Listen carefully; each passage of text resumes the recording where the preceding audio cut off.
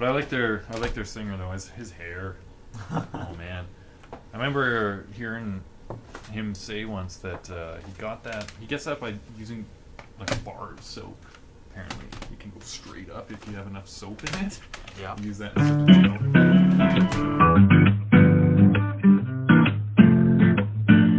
Welcome. All right, we're back for another episode of Sound Culture, the show where we give you recommendations on albums you should listen to.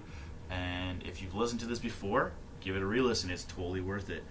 Today we're talking about the Beastie Boys. License to Ill. Yes. Classic hip-hop album. And I'm Tim. And I'm Brendan. And we want to talk with you about this because I think this is just one of those albums that it's so important to listen to it because there's so much great hip-hop that's out today, but people forget about hip-hop that like got us to where we are. Yeah, these guys are like Eminem's great-grandfather, honestly. Yeah. Like, these guys were rapping before I was a twinkle in my daddy's eye. Yeah, and they've been around forever. Like, yeah. Actually, it's funny, you mentioned Eminem, and this album, Eminem has said about it that it actually changed hip-hop. So, I mean, take that with a grain of salt, obviously, because Eminem is...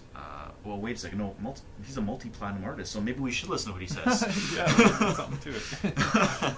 No, but seriously, though, the Beastie Boys have made a lot of really great tracks, and their music is still being used in pop culture today. Like, I mean, if you've listened to anything by anybody who makes comedy, hip-hop, like...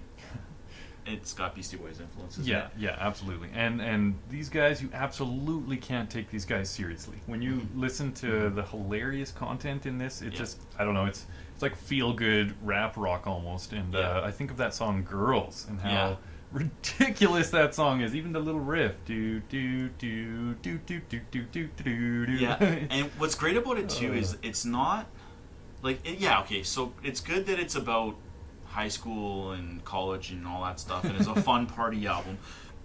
But when you listen to it as like much later on in life, you can actually appreciate how much work it was for them to produce it and make it sound the way it does. Because if you were to just throw a bunch of lyrics together, with, like you said, Brendan, with a bunch of weird sounds, 9 times out of 10 you're just gonna make a piece of garbage. Yeah. So it shows that these guys are well versed in their craft. Yeah, absolutely. And these guys were a punk band, I believe. Right, right initially, that. The Young Aborigines. When you listen to songs like Fight for Your Right to Party, I mean, that became like a household phrase for partying, you know what I mean? Yeah.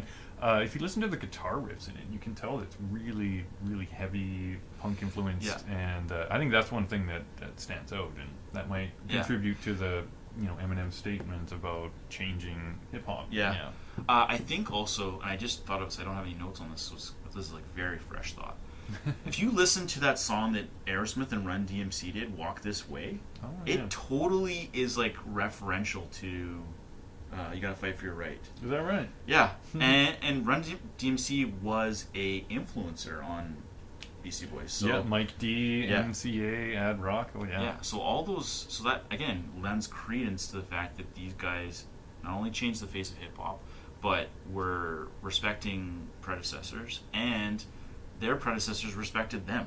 So, it's a very fun album, but it's also an important album, like I said. Yeah, absolutely. And I don't know, one song that really sticks out is No Sleep Till Brooklyn, too. Yeah. Because, again, slow, heavy guitar riff that just rocks. And I just have to, mention again how hilarious and satirical this album is. Yeah. I smile so much listening to this. I just love it. I mean, you'd say that about Brass Monkey, too. I mean, also really funny song. It's true. It's totally part of their style. Yeah, and it's a song about a drink. So, I mean, take that with what you will.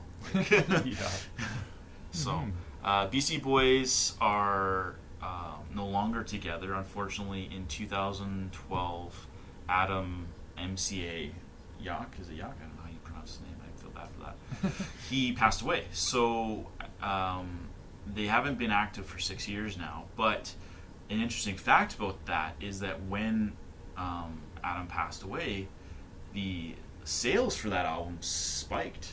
Wow. They actually got a resurgence of sales for it, and it went up onto the Billboard charts, and it actually went to number 1, I think, for a couple weeks or something like that at the time. And then it stayed on the Billboard 200 for quite a while after. So, again, just further evidence that this album is that impactful. And it's that relevant even in today's times. Yeah. Absolutely. And one can only imagine how much they're inspiring other artists too.